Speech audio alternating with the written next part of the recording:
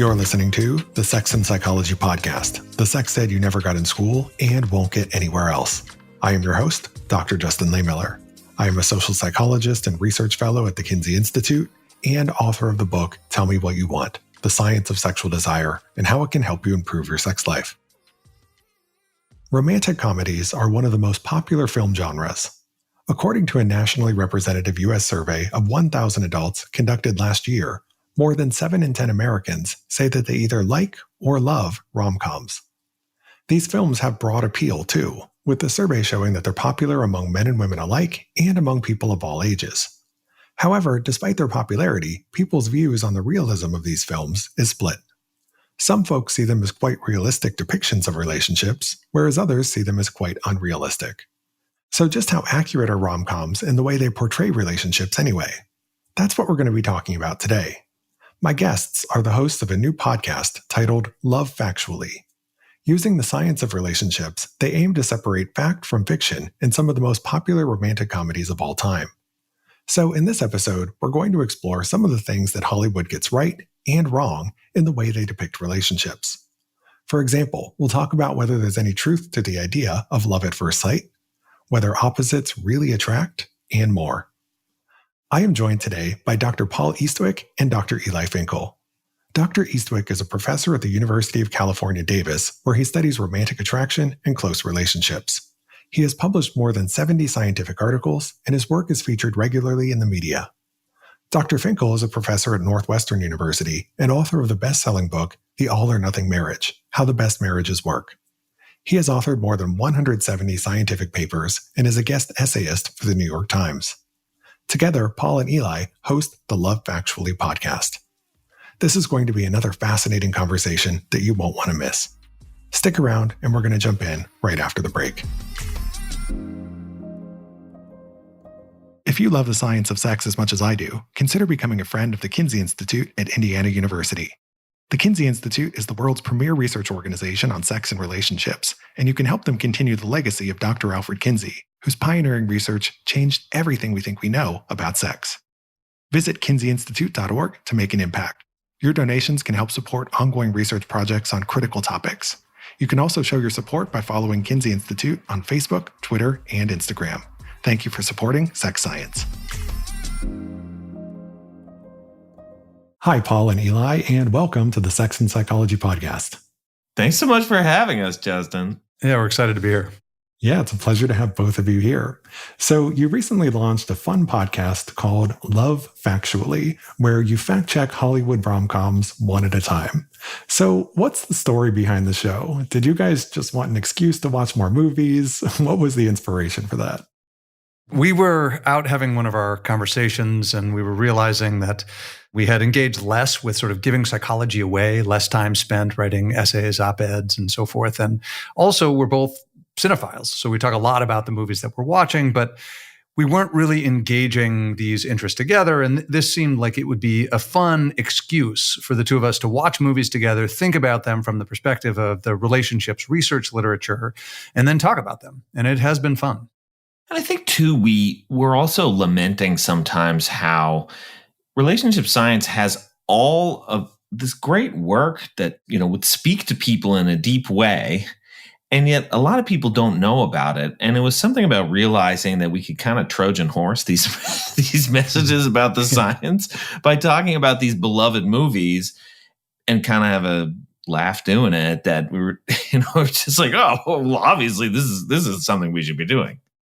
Yeah, I appreciate that. And you're doing something that I actually have thought about doing for a long time. I've wanted to create a parallel version of your podcast that focuses specifically on sex scenes in the movies. Ooh. And, for me, my first job back in high school was as a teen film critic for the local newspaper in Canton, Ohio. No way. And so I have a background in critiquing films.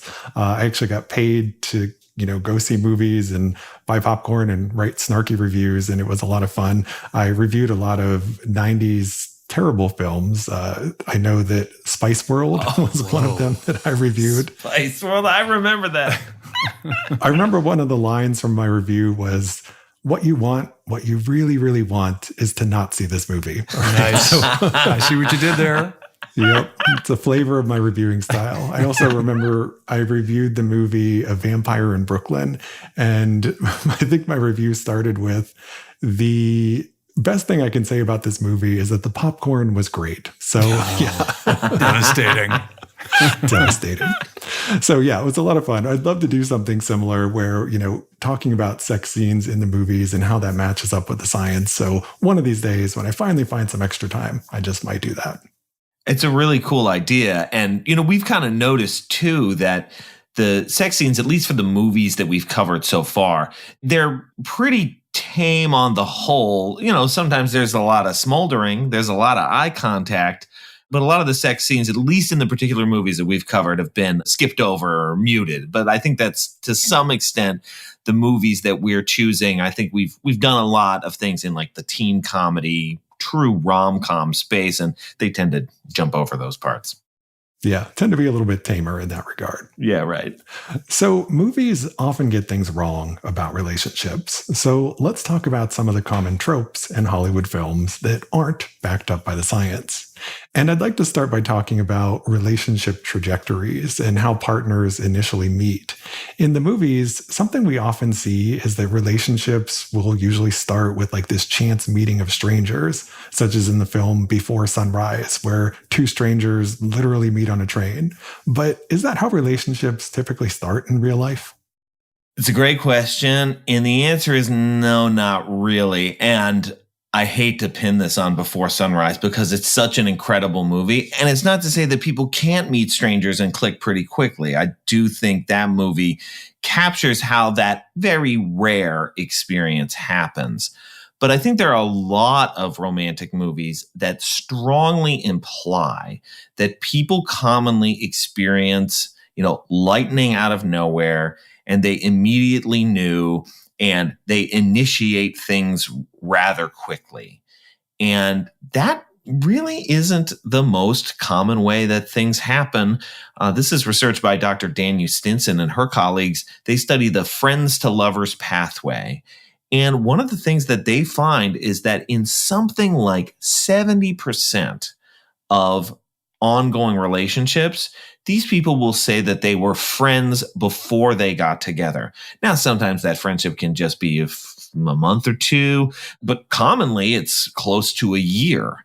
So that's the modal pathway that relationships take. It's not to say you can't get the Before Sunrise experience. And part of what's amazing about that experience is when it's rare. But commonly, people know each other for a while beforehand. Yeah, and that makes sense based on the research that I've seen as well. And, related to this idea that the media often shows strangers meeting and then that's like how they fall in love, that goes hand in hand with this idea of love at first sight, right? That when you meet somebody new, that you can instantly develop those feelings of love for them. And, obviously you can develop a strong attraction for someone out of thin air that you've just met, but is it really love? What do we know about that? Can you actually feel love at first sight?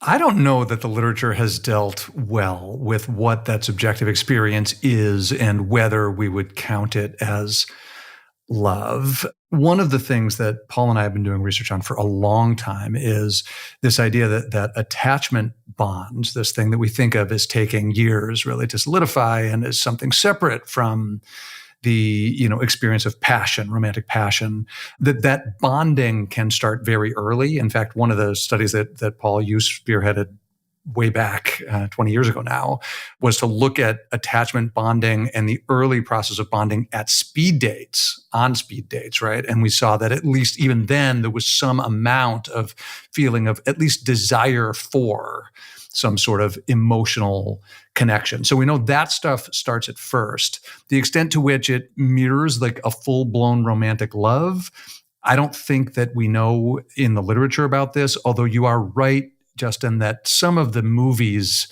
act as if that's the case, that he looked across the room, he spotted her, and he was absolutely in love in that moment. And that's a pretty inaccurate portrayal of how this stuff works.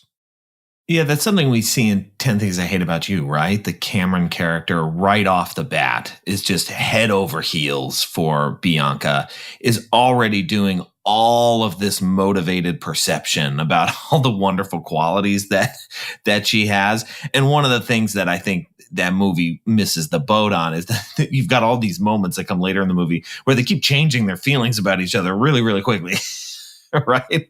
So they're deeply in love and can't see any wrong with the person. And then they flip and then they flip back. I think sometimes we have this stereotype of the way young people in particular fall in love, that it's like, oh, one day it's this person and one day it's another person. And, who can keep track? But I think that's a lot of stereotyping that we a little bit older writers do about what young people actually experience. Yeah. And thinking about the research in this area, there's only one study that comes to mind that I'm aware of that kind of looked at this idea of love at first sight.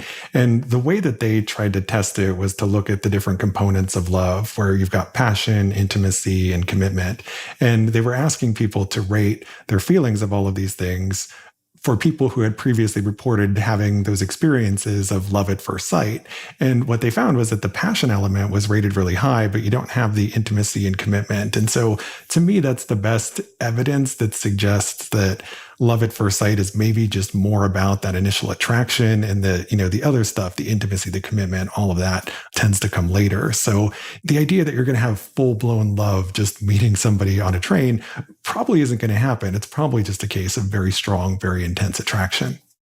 I think too that you can imagine some of the passionate components that are the less pleasant ones to experience, the uncertainty, the anxiety, the intrusive thinking. You can see how those things could start fairly quickly. Maybe one conversation and the intrusive thinking and the sort of obsessions are off to the races. But I think you're right that the things that approach attachment at first sight is a misnomer. They can develop more quickly than we think, but to say that it happens from the moment you meet somebody or the moment you lay eyes on them is not really realistic. Yeah. Now, something else I want to ask you about. I know you guys have done a lot of research on attraction, and a popular theme that we see in the media and in movies is that opposites attract, right? So, for example, in films like She's All That, 10 Things I Hate About You, Grease, like the list goes on and on. We see people who are kind of like these polar opposites who are getting together. But in real life, do we tend to go for people who are our opposites, or do we prefer similarity? What does the research say about that? It's fascinating because when it comes to assessing people's qualities ahead of time and then tracking who is attracted to whom, it turns out that actually neither principle is all that great. This is what's kind of fascinating, is that we have this sense that similarity is especially important, but it's largely because we are surrounded by similar people. So we live in these milieus that we create ourselves, right? I mean, we choose to inhabit some social environments rather than others.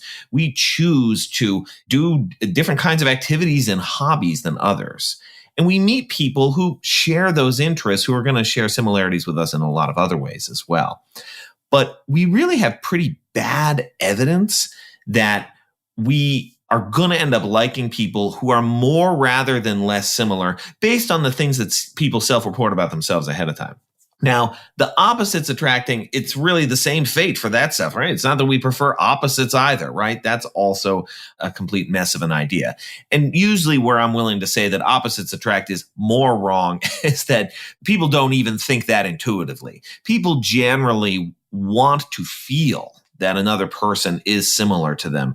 Whether or not that person is actually similar to them, people usually engage in a lot of motivated reasoning. Hey, if I really like this person, I'm going to perceive this person as similar to me. The movies know this, right? Like if you look at a movie like 500 Days of Summer, the things that Tom, the Gordon Levitt character, thinks he likes about Summer and then eventually about Autumn, right, the romantic interest that he has, are ridiculous, right? So he can't believe when he's initially attracted to Autumn, he can't believe that they both love this same club, except they have the exact same view about how frustrating the parking lot is.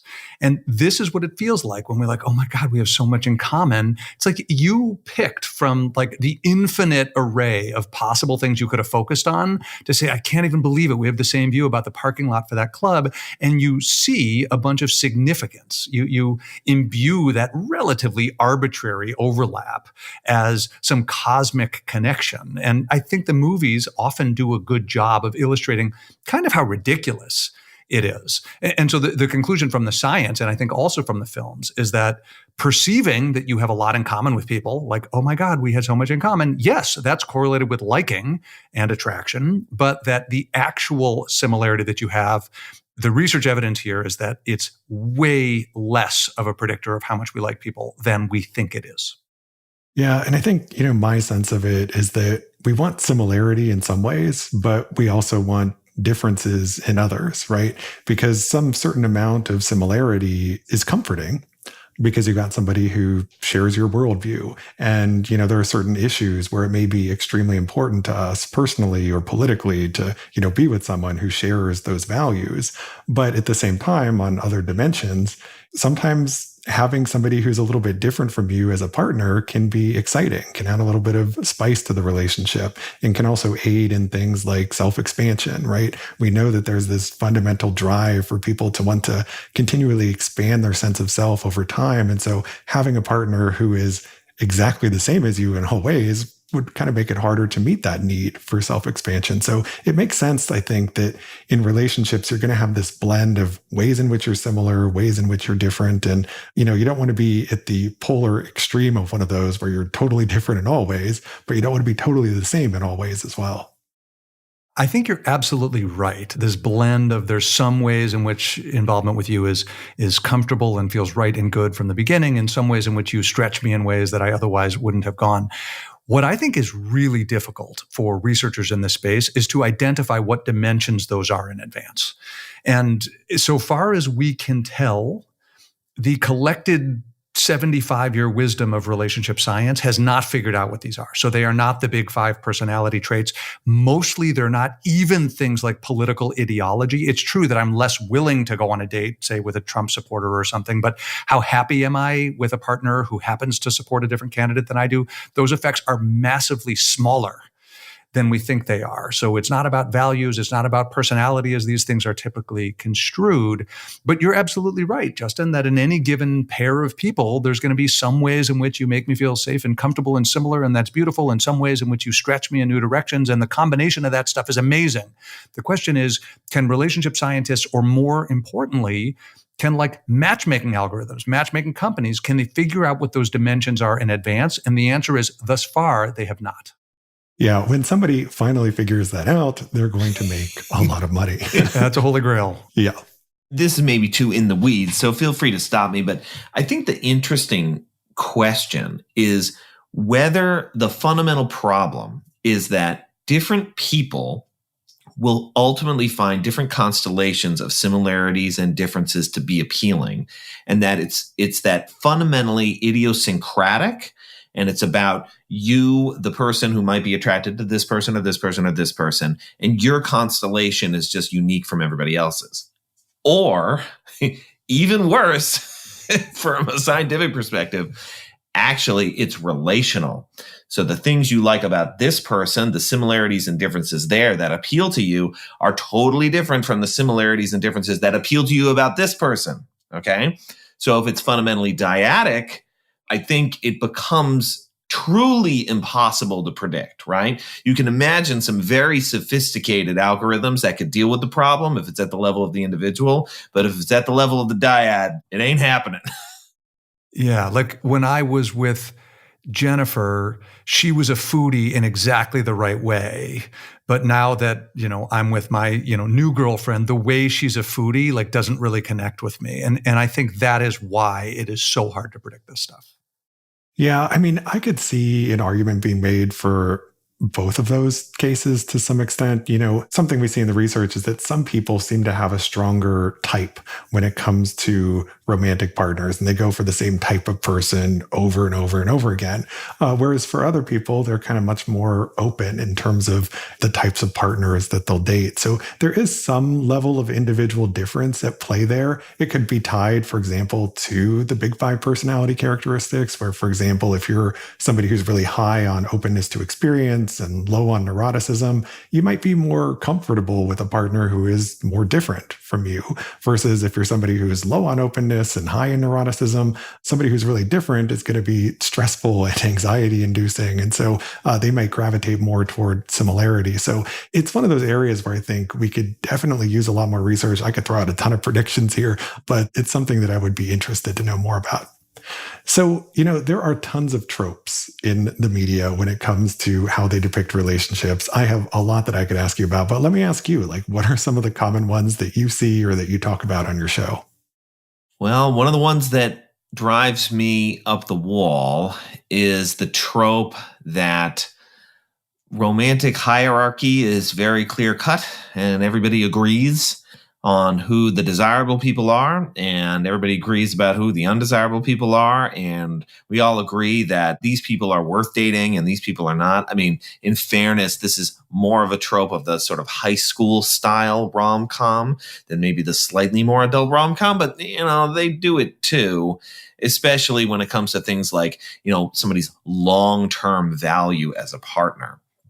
And I feel like one of the things that we repeatedly note on the podcast is that even for things like judgments of initial attractiveness, these things are far from perfectly consensual.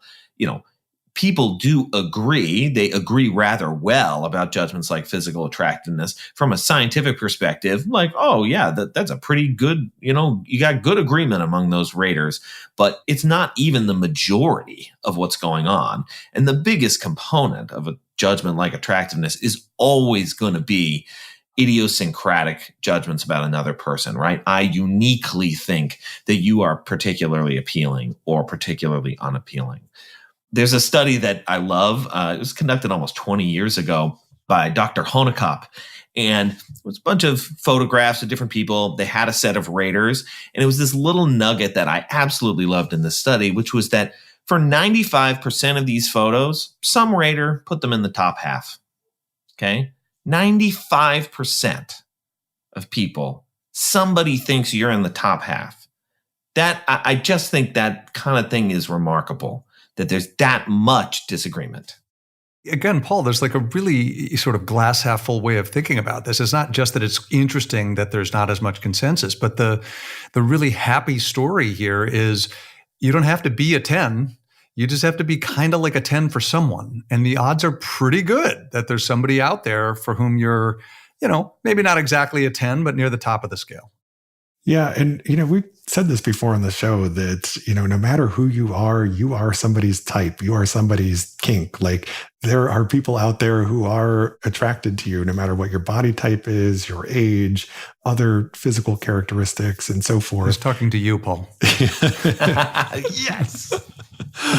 And, it's one of these things where I think a lot of people feel disheartened because they feel like they don't measure up to the on-screen beauty standards that we see in film and on social media. But, in reality, there is somebody out there. Odds are multiple people out there who are attracted to you. So it is, I think, reassuring in a lot of ways.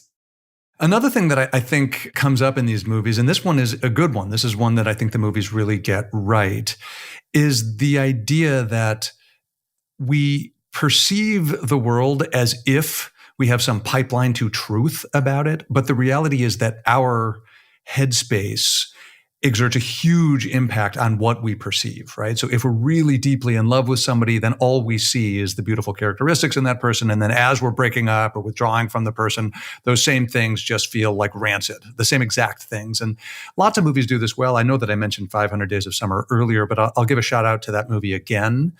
There's a scene, I don't know if you remember this, Justin, there's a scene in that movie where there's a sort of like a video montage of images of summer.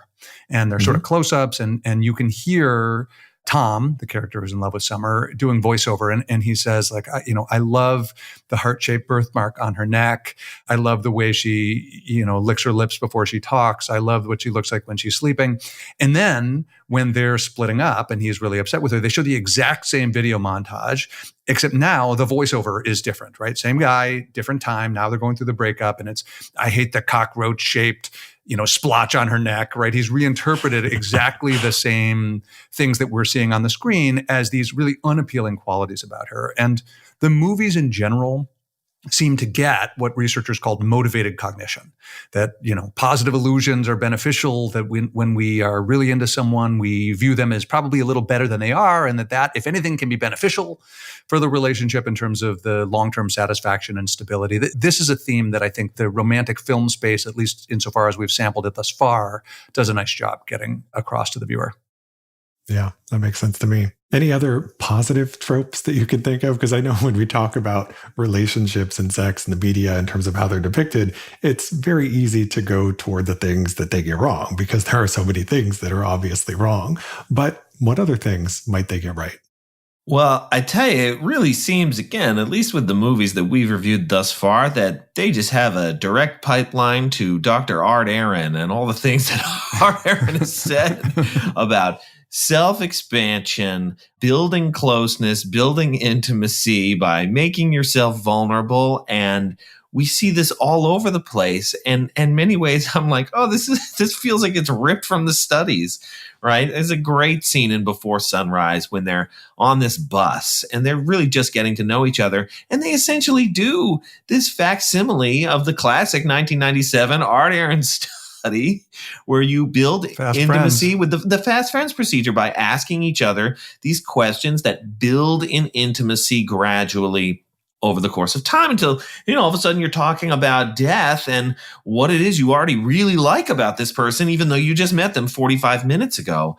And that's a lot of what goes on in these movies. I mean, the movies that do it well, the movies that are really committed to showing you and getting you to believe that these people are falling in love with each other, how do they do it? They do it by showing disclosure, making yourself a little bit vulnerable, and then showing the other person being responsive to that vulnerability and then disclosing something themselves. And this is it's exactly what comes up in our classes. It's very clear. I can just stop talking and just show them some of these movies to make the points.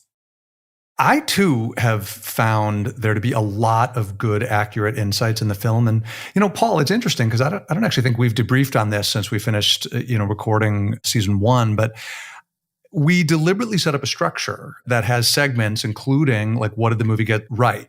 Like, what did the movie capture effectively about what we know from the science of how relationships work? And also, what did the movie get wrong? And so we force ourselves to focus on both. And I don't think I realized, Paul, that was an important decision that I think we made early on that wasn't going to make us haters, right? That wasn't just going to make us like, oh, these idiots, like, how can they get all this stuff wrong? It was like, no, let's find things to love. Let's find things to appreciate and respect. And then let's also find things that we think are inaccurate representations. And there's a lot of good stuff in these movies. And one of the things that was sort of exciting to us about the idea of doing the podcast is, it's sort of like fact-checking Hollywood. Like, a whole lot of the messages that Hollywood sends about relationships are in fact legitimate and reasonable. And some of them are crazy and probably harmful. But I don't think that, very few people know the relationship science and can distill the state of the evidence. And so one of the reasons we wanted to do the podcast is distill, like, what are the messages that these films are sending and which of them are aligned with what the evidence says and which of them are misaligned with the evidence says about how to do relationships. And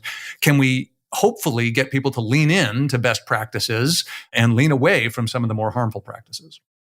Yeah, it's very easy to look at popular media and just shit all over it and say, they're wrong about everything and we should discard it entirely. But, as you mentioned, there are lots of areas where movies do get things right. And, when I taught college level courses on relationships and sexuality, I would often bring in popular media clips that I thought were good demonstrations of things. I would also sometimes bring in clips that I thought were bad demonstrations of things because, you can use it as a teaching tool for both the good and the bad, what is realistic and what is not realistic. But, I think every movie on relationships or that focuses on relationships is going to be a blend of accurate and inaccurate to some degree, right? And I think that reflects the fact that, people want some degree of realism in their movies that makes it relatable, but we also don't necessarily want it to be too real or, overly realistic depictions or portrayals can sometimes just make it a little bit uncomfortable. I think a lot of people, when they're watching media, just want escape. And, it's okay for there to be a fairy tale or something because it provides distraction and something else to focus on. So, just sort of curious for your take on how realistic do we want the movies to be anyway? Is it okay if they're, not always entirely accurate? I love that question. One of the things that has been interesting as we've been recording the show is that I'm not sure how much overlap there is between the sort of realism of the setup versus the accuracy of the ideas. And, one movie that we think did generally quite well in representing how relationships work is La La Land.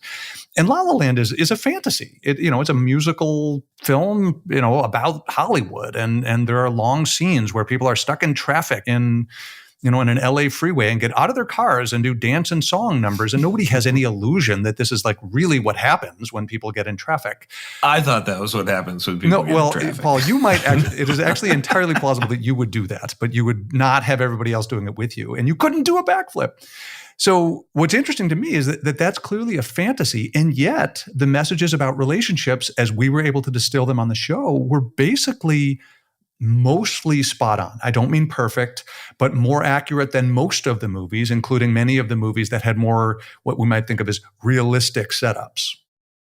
Yeah, definitely. And, that leads into a question I was going to ask you, which was, what's an example of a film that you particularly like that you think does a good job of portraying relationships? And so you mentioned La La Land. I'll give you one example. This one might be a little bit controversial. You could feel free to push back on it. But I'm going to go out on a limb here and say My Best Friend's Wedding. And, that is a silly comedy in many ways. And there's lots of things about it that aren't realistic. But what I like about it is that it's a very subversive take on the genre of relationships where the girl doesn't get the guy in the end, and the last scene is like her dancing with her gay best friend. And, it's a movie that I've liked ever since it came out, just because it was so different from everything else that was out there. And I think to me is more realistic in the sense that it tells us that we don't always get what we want and we don't always have the fairy tale endings. So yeah. That's a good take. And I think another thing about that movie that is fascinating is that, let's be honest, you're kind of rooting for the bad guy for a lot of that movie, right? She's not kind. No, she is not. Looking out for number one. And yet it's through her eyes that we're experiencing this movie.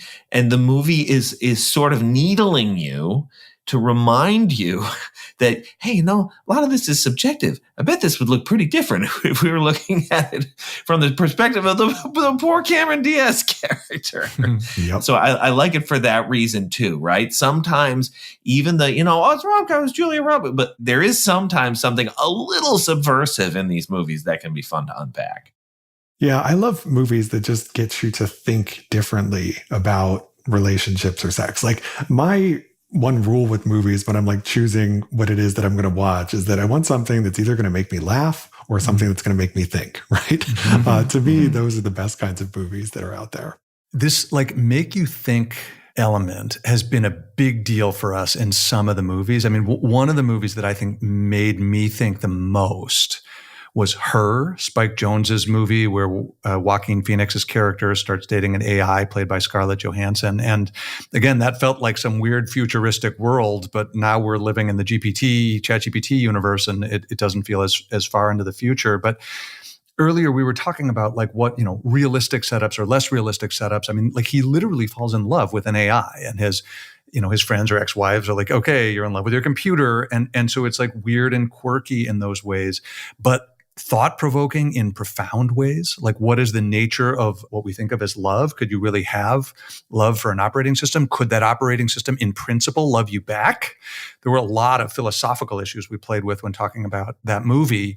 But again, to this thing of the movies can be really accurate about relationship science while having really bizarre conceits or they can be really inaccurate about relationship science while having really mundane sorts of conceits. And Her, I think, is a good example of kind of an out there conceit that was deeply insightful about relationship science as we know it and forced us to think really deeply about relationships in general. Like, what is the essence? What are the essential characteristics of relationships? Could you in principle have these with an artificial intelligence? What would it be like from the perspective of the AI? These were the sorts of things that kind of blew our minds when talking about that movie. Yeah, and that's one of the things where, we really don't know what the long-term impacts are going to be in this area in real life as AI increasingly becomes a bigger part of our lives. It's one of these things where I think the science is often far behind the technology, and the technology advances faster than the science can catch up. And then by the time we know what the effects are, it's usually a little too late, right? It seems like we're in this constant pattern, no matter what it is, that the technology is always a few steps ahead of us, including with regard to the law. And so, yeah, it's one of these things that we need to keep an eye on, but it's important for us to be doing research on that now so that we can try and plan for some of those effects in the future. You're right. I mean, this is a multi-billion-dollar undertaking, trying to make artificial friends, significant others, romantic partners. This is happening at tremendous pace and with tremendous amounts of investment. And we don't have much idea at all about how the advent of empathic AIs, that is AIs who could really be friends or lovers, how those will play out at a societal level, at an interpersonal level. And I'm with you, Justin, that the funders should be paying attention to this space and getting some sense of how these things are likely to work. Yeah. Well, to end on a lighter note than that, could be amazing, these AIs. I'd like each of you to recommend a movie that is either going to make someone laugh or think, and it can be about relationships or not. So what's a movie recommendation that you can offer? One of the movies that we've covered in season 1 is Portrait of a Lady on Fire. Justin, have you seen that one? No, I have not. It is so good. It is like number 30 on Sight and Sound's 2022 Best Pictures of All Time. It is a love story between two women in, I think, 18th century France.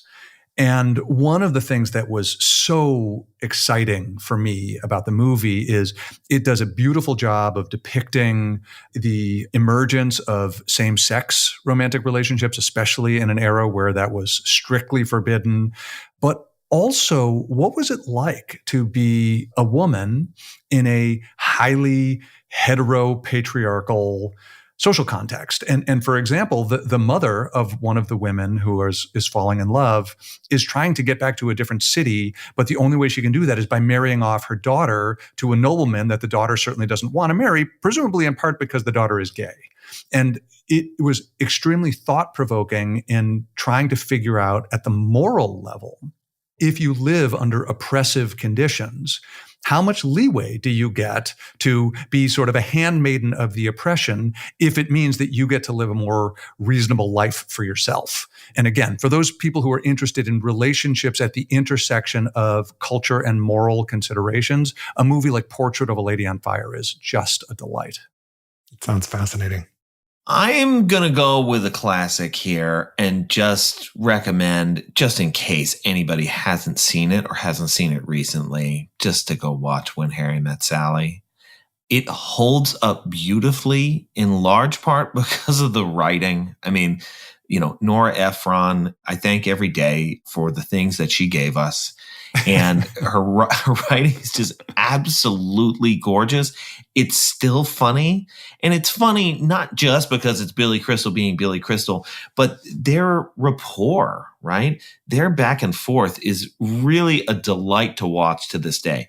And I do think it's saying something important about how common it is that people are friends before they actually get together. If anything, it was a little prescient in that way for at least bringing that forward into the conversation and predicting the directions the science would go. So When Harry Met Sally, it's not exactly a deep cut, but it's worth revisiting for anybody who hasn't recently.